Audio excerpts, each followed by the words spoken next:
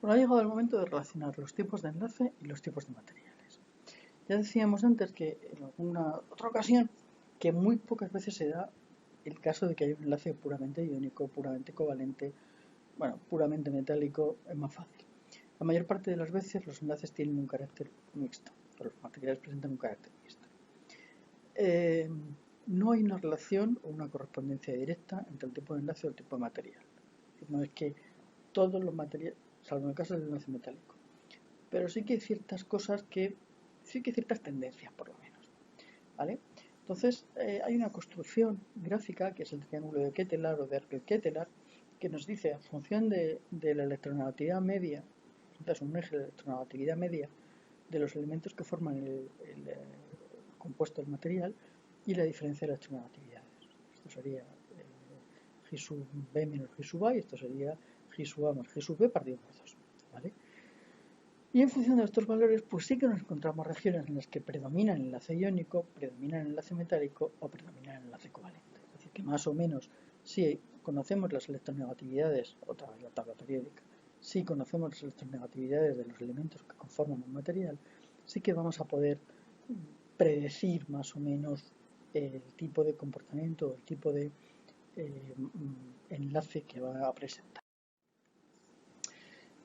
No es tan fácil ir al enlace de material, aunque relacionar el tipo de enlace con el material, aunque sí que hay ciertas cosas. Si nos movemos, por ejemplo, en el caso de los materiales cerámicos, nos estaríamos moviendo entre el enlace iónico y el enlace covalente. Los materiales metálicos, pues nos estaríamos moviendo fundamentalmente entre el enlace metálico y quizá en algún caso un poquito de covalencia. Aquí nos encontramos los materiales poliméricos y moleculares. Y aquí nos encontramos una cosa que nos hemos dejado por ahí perdida, que son los enlaces secundarios. Cuando hablábamos de los otros vídeos, cuando hablábamos de los enlaces primarios, hablábamos de 3 tipos de enlaces primarios que eran iónico, covalente y metálico. Y dejábamos ahí una cuarta fila, un cuarto tipo de enlaces que eran los enlaces secundarios, que eran muy débiles, pero que sin embargo vamos a ver muchísima importancia. Vamos a ver, en el caso del enlace covalente, o sea, recapitular un poquito, el enlace covalente se da entre moléculas, por eso a veces se habla de él como enlace molecular. Se da entre moléculas o se da entre átomos. A veces hablamos de covalente molecular o covalente reticular. La fuerza es una fuerza tipo Van der Waals, en el caso del enlace covalente molecular, y es atracción entre núcleos y electrones compartidos en el caso del covalente reticular, que es el que hemos estado viendo. En el caso del enlace iónico se da entre iones y la fuerza es entre cationes y aniones. Y en el caso del enlace metálico se da entre cationes y electrones libres y la fuerza es atracción entre cationes y electrones libres, lógicamente. ¿Qué propiedades se derivan simplemente de este hecho? Bueno, pues se derivan los materiales de enlace covalente molecular, son materiales muy blandos mecánicamente, son aislantes y tienen un punto de fusión bajo o medio. En el caso de los enlaces covalentes que hemos visto hasta ahora, covalentes primarios, covalente reticular, son materiales duros, son aislantes, tienen puntos de fusión bastante altos. Los iónicos son duros y frágiles, son aislantes y tienen puntos de fusión igualmente altos. En el caso de los metálicos, pueden ser duros o blandos, y tenemos una amplia gama, son conductores y tienen puntos de fusión desde muy bajos, como el estaño o el plomo, hasta muy altos, como el wolframio. Ejemplos, pues materiales poliméricos, plásticos, materiales moleculares como el agua. Fijaos si es importante un enlace que nos habíamos dejado por ahí perdido, que es el enlace que hay en el agua. En el caso de los covalentes reticulares o covalentes primarios, pues los materiales cerámicos como el diamante, iónicos como la sal o materiales metálicos como el cobre. Todos estos, fijaos si son importantes, que son todos los materiales poliméricos, que son, hay montones de proteínas que son polímeros, también todos los plásticos, digamos, sintéticos o materiales moleculares como son el agua. Fijaos si tienen importancia. Parece que los enlaces secundarios son más importantes de lo que indica su nombre. Uno pensaría, bueno, pues son secundarios, bueno, por eso los habíamos dejado, ¿no? Pues resulta que todo esto no existiría sin esos secundarios. Básicamente los enlaces secundarios se producen entre moléculas. Es decir, los átomos ya han adquirido una configuración que es energéticamente estable, prácticamente cómoda, y por lo tanto,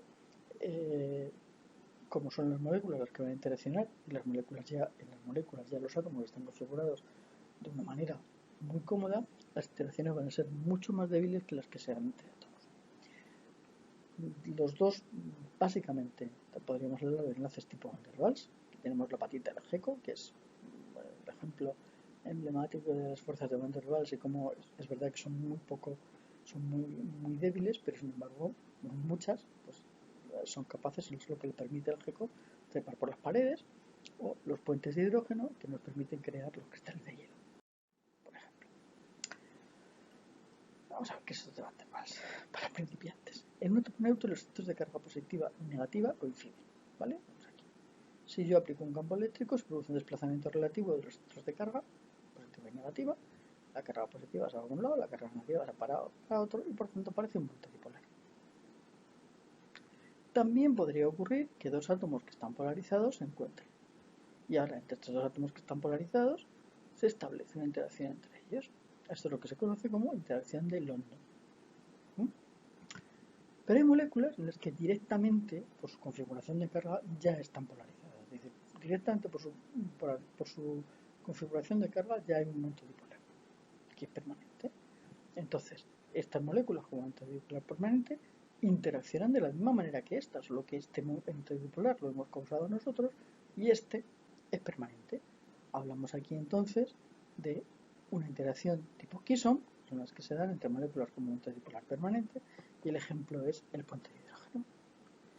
A veces se habla también de la interacción de Debye, que se da entre una molécula polar y una molécula apolar, es decir, una molécula polar tipo la de agua y una molécula apolar en la que hayamos introducido un momento dipolar como aquí.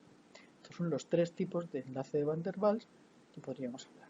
A veces por eso se habla de enlaces dipolares englobando a todos estos tipos, porque todos son enlaces en los que la parte fundamental es que se haya producido un dipolo. Pero bueno, digamos que tienen características ligeramente distintas, pues al final, bueno, pues se acaban distinguiendo. La más conocida de todas, pues obviamente, es la del puente de hidrógeno, porque además es juegan un papel determinante en muchísimas situaciones. Por ejemplo, son determinantes en los problemas en los que interviene la tensión superficial de los líquidos, ebullición de líquidos, interacción entre partículas sólidas, dos partículas sólidas de un sólido que sea, que se aproximan y hay fuerzas de Van der Waals entre ellas. Son fuerzas que son muy débiles, pero que están presentes ahí y que pueden ser responsables de fricción o de fenómenos que pueden tener bastante importancia, sobre todo cuando estamos manejándonos con superficies muy grandes.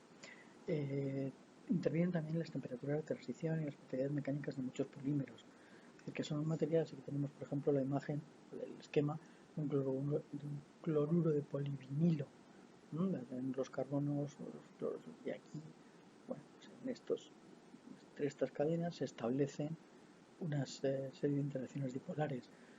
Es decir, tiene una importancia, a pesar de ser enlaces que se consideran, que se denominan enlaces secundarios, tienen importancia fundamental en muchísimos procesos que además son básicos para la vida tal como la conocemos. Así que, bueno, pues aquí tienen también su importancia y en muchos casos son determinantes de muchos de los fenómenos que pueden ocurrir en un material. Bueno, hasta aquí ya tenemos todos los tipos de enlace y seguiremos trabajando sobre cómo seguimos conformando ese sólido.